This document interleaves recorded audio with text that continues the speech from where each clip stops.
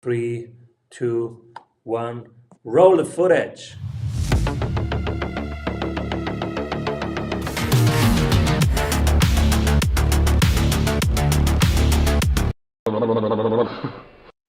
Welcome back, everybody. I'm Simon Severino, your host. My guest today is part of the elite team of astronomers and mathematicians finding out where the ninth planet of our solar system is based on calculating gravity forces.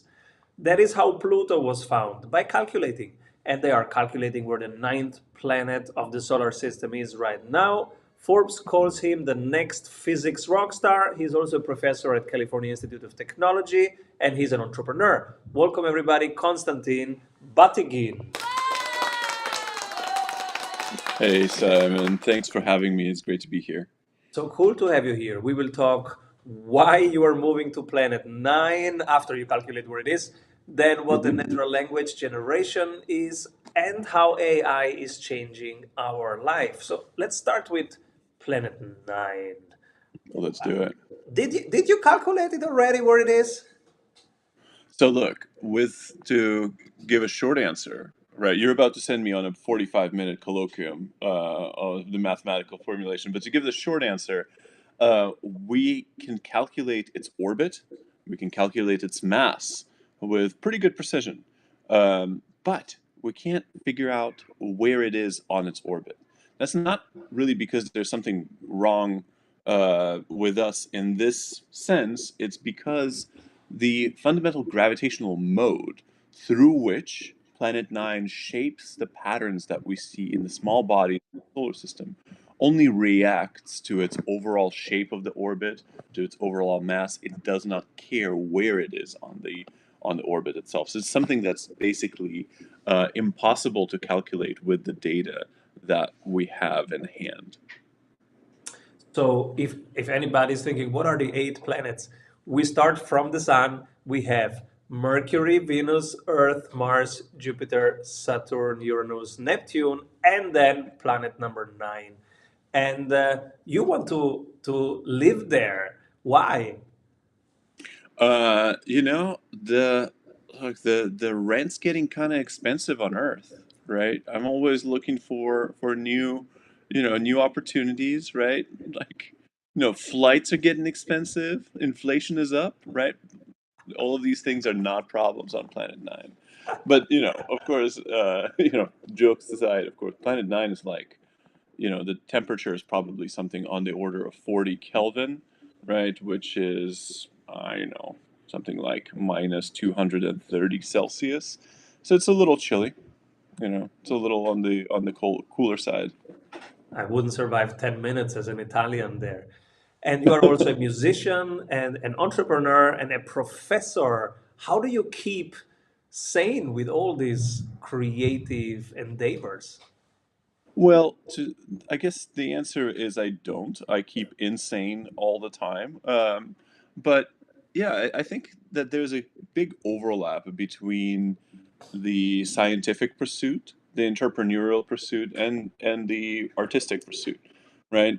If you're going to be a good scientist, first of all, right, the first assumption that you have to get comfortable with is that you're going to be wrong most of the time, right? And you're going to have to be okay with that, right? You have to kind of not be scared to fail, right? And being an entrepreneur, right, you have to have the same kind of mindset, right? You also kind of have to have, I think, if I'm gonna maybe make myself sound not so awesome, but I think you have to have a little bit of an internal arrogance, right? You have to believe in that the ideas that you have the chance of panning out, right, and being better than what's out there, right? And I think every scientist has to have that little bit of that internal arrogance, really, to walk into you know a field and say, all right, I'm going to figure something out that no one has ever done before, right? And and then finally, you have to be creative, and that creativity overlaps so much with doing music, doing art. I'm not good at art at all. I can't draw anything. I can barely draw a straight line. But with music, it's that same kind of process of turning an idea into something more, into a song, or arranging a song. There's a huge parallels with how we do science and really how we build a company. I love this. And aren't all entrepreneurs like this? Because they go, something is not right here. This cannot be the best way of doing this, right? And then we go, Right. well, let me try. Maybe we can do it like this. And then we just go and do it, right? That's the arrogance, if you want. We don't think that we have to stop just because people aren't doing it that way. That doesn't stop us. We think, okay, let me try. Maybe they just didn't try. I completely agree, and I think that one of the most common explanations for why not that I've ever that I hear, you know, not just in academia, but just broadly, is, look, we've always done it this way, right? And to me, that never sounded like a good explanation. Just because you've always done something this way, right? I mean, if you look at the Terrible. yeah, right, history of humankind, there have been long periods of doing something in a certain way that that we at one point realized and had a cognitive leap that, wait a minute, like, let's do it a better way, right? So I think that really uh, the whole Enlightenment era was exactly that cognitive leap. And I love it that you integrate all of these perspectives in yourself, musician, entrepreneur, scientist. And because I work with entrepreneurs and sometimes they get stuck in their industry. Like they Mhm. optimize one thing in one way and then they ask me, Simon, can you help with sales? And I go, have you tried this? And they go, wow, that's a genius idea. And I go, it's not a genius idea. That other industry does it all the time. You just didn't look outside of your system. But I am in 12 industries every week. I see different systems. So it's easy, and in 14 countries. So it's easy to see something from another angle. Right. So you incorporate those different angles just basically inside yourself. Your music informs your calculations, your science informs your music. What about your band? Tell us about your musical life. Yeah, so my musical life, I've been playing in my band for I don't know, 20 years now. We've put out a couple albums. We actually are putting out two more very soon. One just got finished, like I just got the final mastering of the full album, the final like cuts, and they sound pretty good. I'm really really excited. And then the other album, which is currently in the mixing stage. Um, it's an earlier album that we're finishing later. That one is also pretty good. So we'll have a pretty good one and a really good one coming out real soon. And it's so much fun, right? It's so much fun. It's something that keeps me, keeps the insanity to a minimum, right? Because I think that, you know, rock and roll is like one of the greatest creations, right, of humankind, right? There's no, at least for me, there's no other music that resonates quite as much. And I don't know, I just feel better. I feel saner after we play, right? And then I can go back to my, daily existence for a little while until we play again. And I was actually just having a conversation with the drummer in our band, John. We write together. We write music together. And I was like, hey man, like, do you think there will ever come a time where you can stop writing, right? And he was like, absolutely not, right? It's something internal, right? It's something internal that um, just keeps you going, and it's not clear why, but it is a part of you. You meet so many cool people every week. I am curious about who you nominate for the Strategy Award after one word from our sponsors. What if your business would run well even when you are on vacation? Discover how 1,600 business owners have regained their freedom using the Strategy Sprint's blueprints. How they enjoy living their dream and watching their business scale. Get the exact checklists they use to go from stressed to fulfilled using the Strategy Sprints method. Order your copy of Strategy Sprints 12 Ways to Accelerate Growth for an Agile Business on Amazon today. And if you love it, leave us a review. For more information, head over to strategysprints.com. When everybody zigs, these people are zagging. But from your perspective, they are doing the right thing. You can pick only one person. Who do you pick? Oof. Oh man, this is gonna be interesting because I have more than a single person in mind. Um, but you know what? For this one, I'm gonna choose. How about Noah from NFT Brands Inc.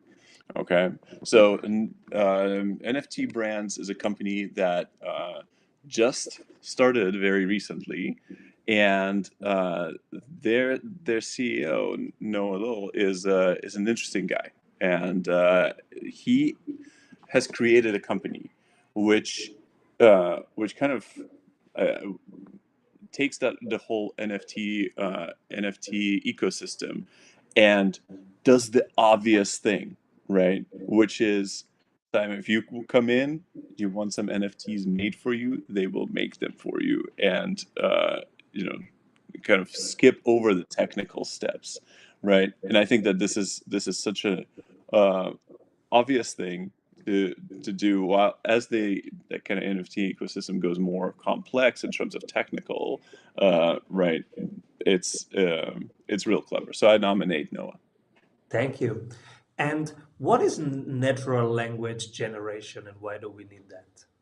Yeah, natural language generation is the process of getting the computer to basically pass the Turing test, to write text that is indistinguishable from that of a human being.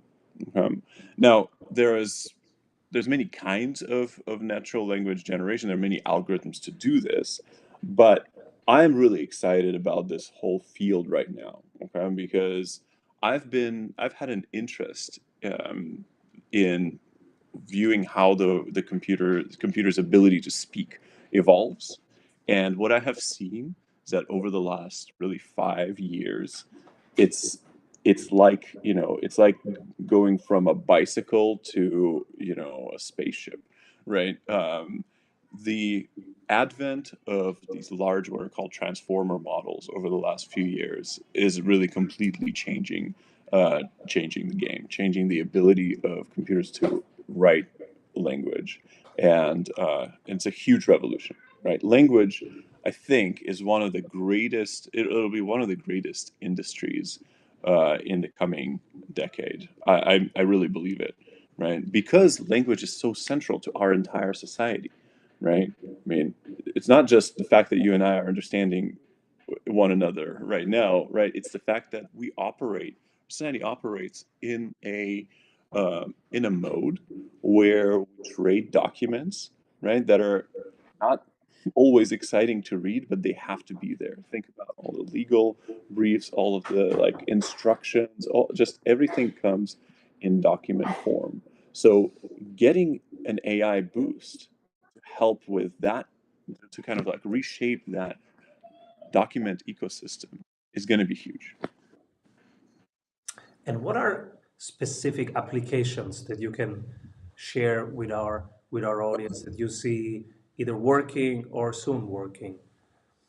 Yeah, so the first one that we've solved at Lucinetic is letters of recommendation.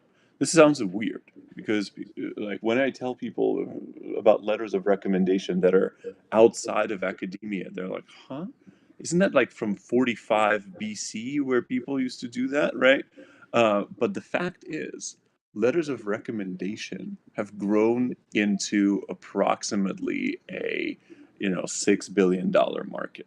Okay, and this is not a top down. This is like a bottom up calculation, right? The actual amount of the actual kind of impact they have is closer to 30 billion. But if you just look at the addressable market, it's $6 billion. So what we've done is we've created a model which kind of interacts with you and helps you write a letter of recommendation. Why is this important? In academia, right, anytime you apply for anything, that is, if you apply as a high school student, apply for a university. As a university student, you apply for, I don't know, some award. You apply for graduate school, you apply for a job. Every action, every move, right, in the academic ecosystem demands 3 to 5 letters of recommendation that accompany that move. And the medical school cycle demands 10. So you can kind of quickly do the order of magnitude calculation in the back of your mind and quickly see how this is an unscalable system as more and more people globally go through school, go through education, right? It's come to a point where between months of August and January, all that university professors are doing are writing letters of recommendation. And we've basically reduced the time that it takes to write one to from something like an hour and a half to just a few minutes. That's cool. And that's your company. When did you start your company? We started so we just incorporated recently, I guess in January. We started the company already uh, over the summer, and we kind of developed an MVP, right? We took a somewhat different approach from what I think a lot of early stage, AI companies do, which is that we didn't go for money right away. We actually first developed a working model, a working product, not just to convince ourselves that this is going to work out, but also to kind of break into the market with a functioning thing, right? Instead of going through the usual raise the pre-seed, then spend it on research, raise a seed, like an MVP cycle.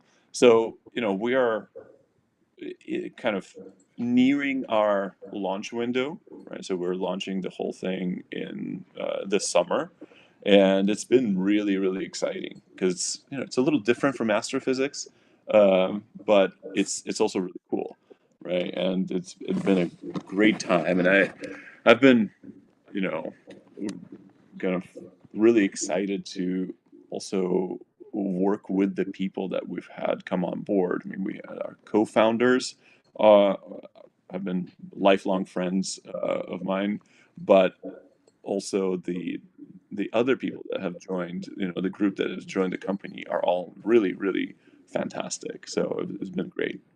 What was the thought process and the discussion between you? Hey, let's not take money from the outside. Hey, let's bootstrap. What was the discussion? What were the pros and cons? Yeah, I mean, the obvious con, of course, is when you have money from the outside, that gives you kind of a little bit more fuel to travel faster, right? But at the early stage, we thought, listen, what we need to do is not do what everybody else is doing, which is just throw more, CPUs at the problem or throw more data at the problem. Let's try and figure out our own algorithm, right? How do we break the limitations of natural language processing that exist right now and develop an algorithm that writes text that's indefinitely long? Because that's crucial. Right now, the existing models, like if you go to everybody, I'm sure has heard of GPT-3, right? Okay, OpenAI's GPT-3 engine, and it's really, a fantastic model, but it's limited in the length of text that it can generate. It'll generate kind of coherent text for a few sentences, and then it'll start to deviate or get stuck in a loop or kind of do these things. So we're like, how do we convince a model to do it like a human does, right? With kind of a storytelling built into the natural language processing. And the first, really half a year we spent developing the model, as you would with a scientific project, right? Start with something simple and figure out the kind of take a reductionist approach. We figure out what are the moving pieces, how do we build, and and it was cool. So we've figured out the model, and it's now kind of at a scalable point. So now that we are closing our pre-seed kind of at the end of the month, I think we're coming at it from really a point of strength, because there's already a battle tested code that does what we envision. So yeah, there was never really arguments there. What was the hardest thing in the first half a year?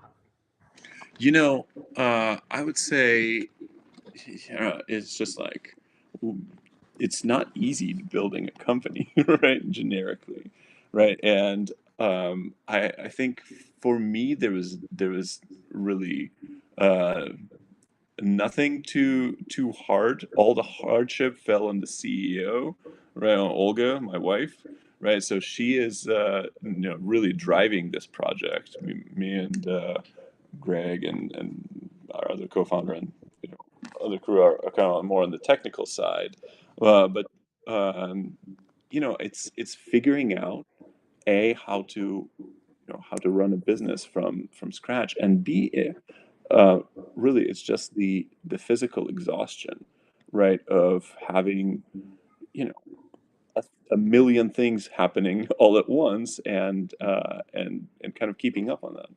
The good news is I've known Olga for 22 years, and I know that she more than has the arsenal to kind of like get this done. So you know, like I said, the What key was thing that is, conversation, darling? I want to start a business with you. And then, well, but are you sure it's a good idea? you know, that was definitely one conversation we had, but it really evolved more organically. Like, we started my friend Greg, who's the third co-founder of the company, and we started talking about making this model at first for us, just to use, between the two of us, to help us write letters of recommendation, help us like create long form documents.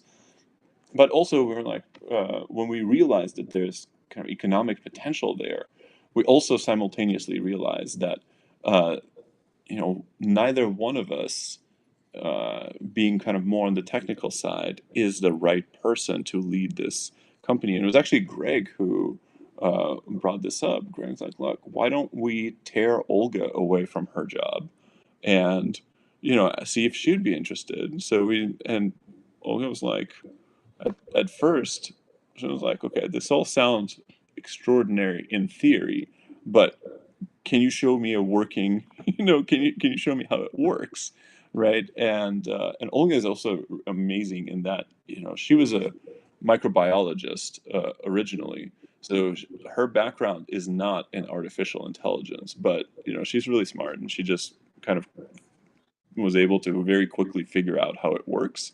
We took kind of and then she got really excited about it, and then it was just exponential from there, right? Like once Olga's energy got injected into this, it was the train was leaving the tracks.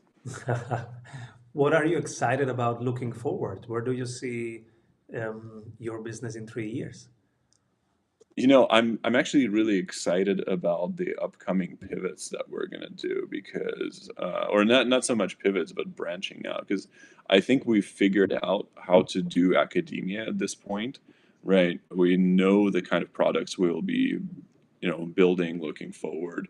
But I'm excited about applying this technology to the career cycle generally, right? And kind of helping, really helping reimagine how people apply for jobs. There's a remarkable statistic, right? Which is that if you count up how many like job applications come with a cover letter, it's something like 36%, right? But then if you ask how many people that get hired get had a um, well written cover letter attached to their application, it's 89%, Mhm. right? So that simple process of having a well written cover letter, right, is a huge economic burden, right? And that kind of, it's one of these weird things that, you don't always think of a cover letter as being something particularly sexy. But, when you think about the overall like job market, right, that's what's happening, right? And so that alone is like solving that problem is interesting. And then down the line, of course, the possibilities really are endless because we can solve all a long form text, right? Think about the stupidest documents that you had to write that are not interesting, but you have to do them because, you're a business owner, right? Imagine just getting that done in like a second instead of, having go through it, right? It's going to be huge. You know what's funny? At Strategy Sprints, we get around 40 applications, job applications per Hmm. week, and we have turned into asking them for a video. Hmm. Because first it was customer facing roles, so we said, all right, you can write, Right, but I want to see you talk. I want to see you convince me, because there were roles where they have to convince anybody, sales roles. So send us a right. video about these two questions, and one question was obvious and one was a little bit tricky, to see how they do it. And I don't know if that's it, if that's a trend, or if depends on roles. But usually when I get a script, I go like, okay, that's fine, but I want to feel you. I wanna see your energy, how you solve problems. So send me a video. Did you see this kind of trend also happening? in in a subset of industries, yes. I think in very forward ways, absolutely. And this goes back to, I mean, uh, I think this is an obvious, right. This is an obvious thing to do, and weirdly, what comes to mind is I remember when I was in high school. Okay, there were a bunch of my friends who were cheerleaders were like trying to get cheerleading scholarship, and there you had to send in a video of, and it was a similar thing where it was like, only about 90 seconds long. It was all about how excited you are to be a cheerleader or whatever. So I think that there are roles where that's appropriate. I don't think that that's going to be the kind of the terminal point of this. I think the terminal point of this will instead be, um, AI basically helping you write, and then an AI on the other side helping you read, right? Because at the end of the day, right, if you're talking about 40 applications, 40 applicants, and each one makes a, you know 10-minute video, that's a pretty large chunk of your time to watch. Maybe you're like, well, yeah, I have to watch these things for 3 hours a day. But I think that, closing the loop with AI on one side and the other side is actually going to be the terminal location. And the third thing that you wanted to talk about is how AI is changing our world, in an entrepreneurial world, and our lives. How do you see AI changing how we do things? Yeah, I mean, I think that it has already that shift has already begun, right? Half the time we're like, I called an insurance company the other day, and I spent my first 10 minutes talking to a computer, and it was actually great. I actually really enjoyed the conversation I had with the computer, almost more than the Finally, they typical. get me. Yeah. Yeah, exactly. Um, Right. So I think that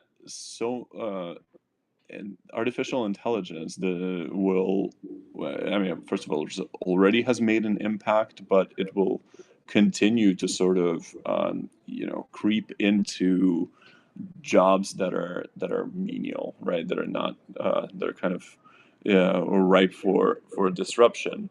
I think that when it comes to language, which is what I'm most interested in on the AI side, we've already seen the negative effects that artificial intelligence can have, right?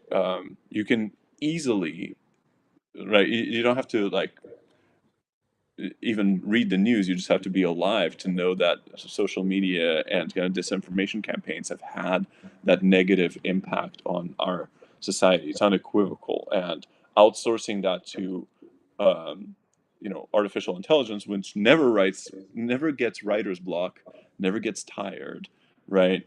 That already has had a negative impact. So what to do? I think the thing to do is to say, okay, there's clearly potential for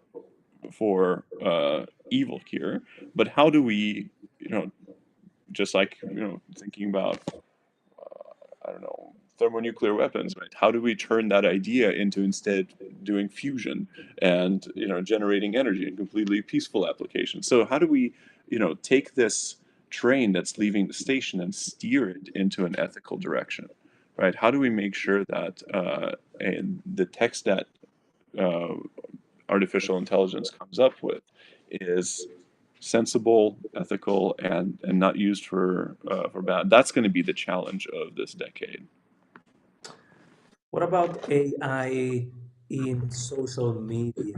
Like 1 hour ago, Elon Musk became board member of Twitter out of nothing after buying 9% of Twitter, which makes him the biggest Yeah. shareholder because the next biggest is 8%. So he's now influential part, and he's steering this conversation about the algorithm of Twitter and free speech versus not free speech. What's your take on social media and AI? Well, first of all, I thought he was already a board member just from tweeting so much, He right? I was, thought that he was like an yeah. honorary board member where, No, he was just irritating yeah. everybody. Yeah, look, the question of free speech, right, on social media and platforming versus deplatforming or whatnot is actually indeed a thorny one, because as always, you could, have that reasonable debate of actually sometimes having, you know, arguments in favor of deplatforming that are sensible, that I might even agree with. But overall, let me just tell you that my overall feel, kind of my overall sense is that the solution to bad speech is more speech, right? I'm a huge proponent of, and like I didn't come up with that. It was I think it was in some Supreme Court ruling from the 50s or something, that the solution to bad speech is more speech. And I really believe that. I think that the moment we go down the route of trying to kind of engineer limitations of speech, I don't like where that leads down the line. And this is maybe partially because of, my kind of um, personal feelings. But all of this said, I'm a huge proponent of free speech. I'm a huge proponent of academic freedom. I think one of the greatest things that humanity has created is a system of institutions where the whole point is that you can come and you can say whatever you want and you don't have to agree with the dogma, right? In fact, if you don't agree with the dogma, right, that's where you can make the You're a impact. scientist. Yeah.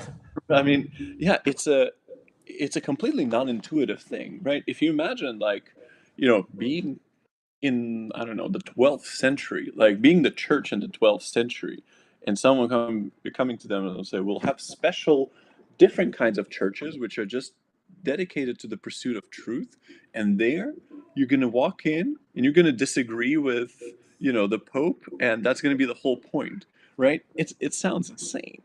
So I really worry about that getting chipped away, because I think there is a problem of free speech being weaponized, right? With we just talked about, right? With kind of uh, natural language generated misinformation, or troll farms or whatever. But the solution there is not to limit free speech. The solution is to eliminate that misinformation. How we do it is indeed a formidable challenge. But let's keep our soul in the process. It's funny that you say that language is so powerful and each word creates reality. So this week, my kids and I, we had the famous flu. And so our family, of course, the WhatsApp family group, oh guys, when are you gonna, how are you guys? And when are you gonna test yourself free? So the official Mm, word is you can test yourself free after 7 days from infection. And so, right. and I heard this word. I said, I test myself free. I am free. I never was unfree. Just because I have a virus, right? I'm not unfree. What is this word? To be, to Yeah. test yourself free from the quarantine. It was, Yeah, it's funny because data is information, but language is personal, right? And this is where it gets uh, to that overlap where really a test result is data, right? But the notion of it being, the boundary between freedom and uh, unfreedom, right? That's personal. So it's a fascinating thing. I'd never heard this expression of testing yourself free. Huh. yeah, yeah. It triggered me. And So did you end up testing yourself free? Are you free now? yeah, I will. I will in a couple days. I'm still in Oh, okay. quarantine right now, but I will as soon as the symptoms are off.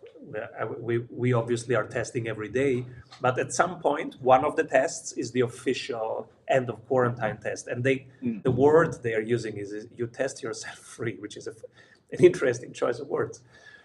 And Yeah. Mm. Yeah. Fascinating. where do you take your inspiration from? What are particular books or podcasts that inspire you? Oh my gosh.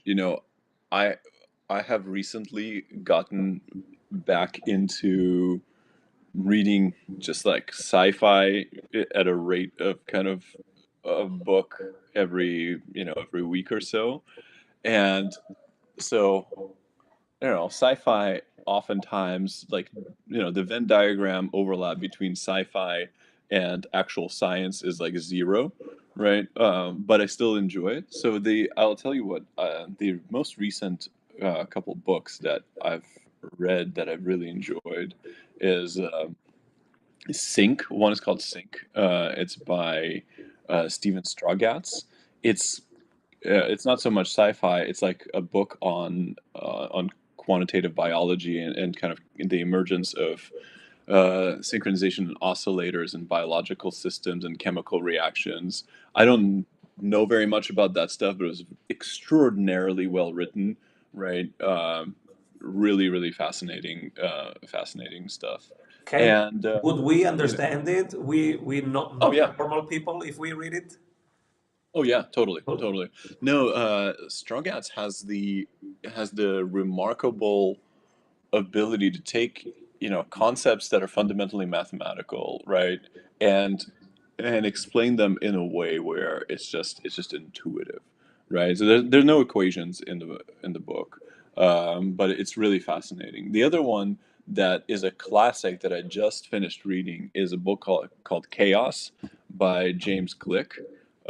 It's about the kind of early history of the emergence of chaos theory, and this was really, really, a fantastic exercise to read through it because uh, I knew some of the stuff that was in there, but I did not.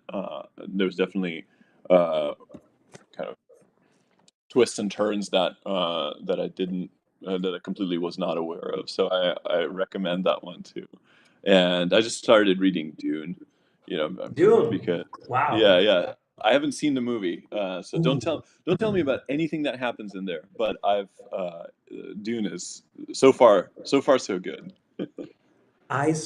I didn't watch the movie, but I bought it immediately after I saw on YouTube, and that's actually wonderful. Hans Zimmer with the music of Dune, which is in itself an artwork, a complete art Mhm. piece, Yeah. just the music. And so there was the band, and in the background, some scenes from the music, And that alone touched me so deeply that I went immediately by the movie. That's awesome. That's awesome. I'm looking forward to watching the movie, but I got to read through the book first. Definitely. And I just bought both audio versions of the first two books that you mentioned. Oh, fantastic. Oh Yes. yeah, you'll enjoy them. You'll enjoy them. Both are are fantastic, works of communication. Really appreciate when people are able to take mathematical things and explain them in a way that, the layperson understands, because my one of my mentors, my graduate advisor, used to tell me that if you cannot explain what you did to somebody on the street, that means you don't understand it, right? If you have to go to the whole like mathematical framework and start writing equations, if you can't just explain it simply, you haven't thought about it enough. And I think that's a wise lesson, you know. I love it. And where do you hang out? Konstantin Batygin, everybody. If you want to find him, where do people find you? On the streets of Pasadena, northern Los Angeles. Just look, as far as my social media footprint, like I have a Twitter account, I have a Facebook account, but I have, I'll be honest, I have been staying off of social media ever since the invasion of Ukraine, both in interest of trying to stay sane, and also I've been kind of trying to help, the individuals that I have connections with that are in Ukraine, and I feel like that's the impact that I can make, right? I'm not sure that, like, posting on social media is all good and all, but like it's it's one of these things that, rarely lives up to the full potential of what one can do. So I'll probably get back to it, but I have not been active on social media in the last Where can month. they find your work, your music? Okay. So our my if you go to konstantinbatygin.com, right? There's a link to my band. My band is the Seventh Season band. There's a link to all my publications there. So if you're interested in reading, both the technical stuff, and also I very occasionally will write kind of popular level science stuff. So there's some stuff on there as well. Um, yeah, but mostly on the streets of Pasadena. That's where I hang out. Thank you so much. Konstantin Batygin, everybody. And who should be my next guest? Oof, really, really good question. I think it's narcissistic to nominate Olga, my wife, who's the CEO. So I will instead nominate Daniel Kleinman. Okay, Daniel Kleinman started something called Explorer One. Okay, it's a fund that invests in kind of like cutting edge technologies in the space, in the emergence, like space economy, and there are a lot of funds doing this, but I like them the best because they are extraordinarily technical in the way that they approach their investments. They really, their due diligence does not consist of, oh, should I look at this and that doesn't make sense. It's like it's getting deep into the weeds. So I have a lot of respect. So Daniel Kleinman would be a good one. Thank you so much. And thank you for being here, sharing your knowledge, your inspiration, your energy with us. Please keep rolling, Konstantin. Thank you so much, Simon. It was fun. Hey, if you love what you are hearing, you will love our free masterclasses. Go grab them at strategysprints.com. What if your business would run well even when you are on vacation? Discover how 1,600 business owners have regained their freedom using the Strategy Sprints blueprints. How they enjoy living their dream and watching their business scale. Get the exact checklists they use to go from stressed to fulfilled using the Strategy Sprints method. Order your copy of Strategy Sprints 12 Ways to Accelerate Growth for an Agile Business on Amazon today. And if you love it, leave us a review. For more information, head over to strategysprints.com.